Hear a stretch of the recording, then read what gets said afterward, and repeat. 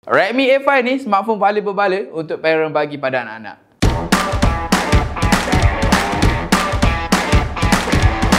Hai guys, kembali lagi. Hari ni aku dapat model terbaru daripada Redmi, iaitu Redmi A3.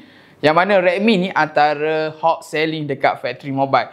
So, dalam video ni aku nak unboxing dekat korang apa yang menarik pada Redmi A5 ni. Jom, teman aku unboxing. So guys, ini dia packaging untuk Redmi A5. Signature untuk kotak Redmi ni warna merah dan warna putih. So kita nampak kat sini apa yang di-highlightkan ialah dia punya kamera 32 megapiksel, AI 2 kamera. So kat tepi ni pun dia ada juga tunjuk beberapa yang dia highlightkan lah dekat telefon ni. Macam dia punya ada fingerprint, face unlock.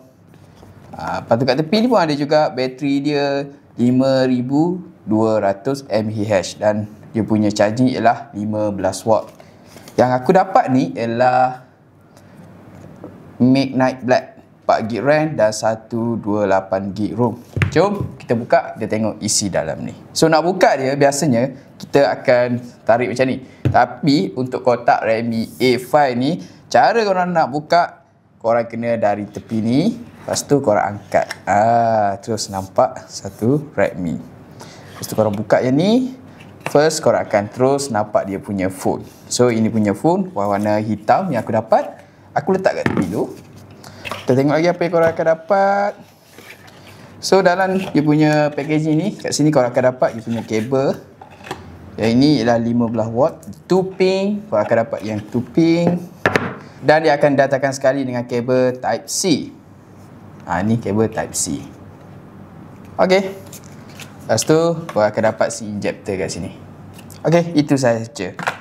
Apa lagi kau dapat ialah korang stay juga dapat dia punya casing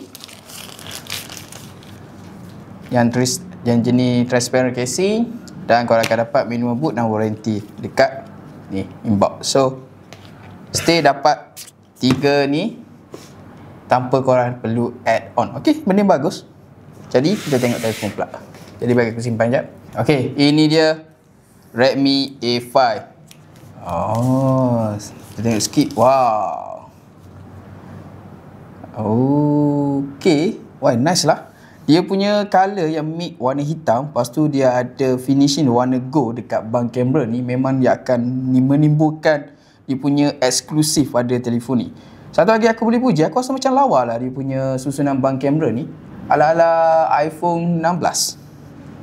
So body dia jenis yang boxy sikit, yang panjang. Lepas tu aku dapat tulisan Redmi. Dia macam warna silver. Tapi aku lawa dia punya bang pada kamera ni. Dia ada finishing yang warna gold sikit. Dia ada 2 kamera, AI kamera. Lepas tu dekat tepi ni, so kat tepi ni button on, button off. Dia punya volume button. Atas dia macam ni je. Dan kat tepi ni si injector dekat sini. Lepas tu dekat belakang korang dapat dia punya charging dan ada audio jack. Ada audio jack. Tengok. Memang agak tebal lah dia punya telefon ni. Punya screen. So bagi aku on je. Okay, aku dah on Redmi A5. Jom kita tengok setting dekat phone ni. So kita tengok about. So Android 15. Next kita tengok dia punya refresh rate. Korang akan dapat sehingga berapa? Refresh rate korang akan dapat sehingga 120Hz. Wow, 120Hz.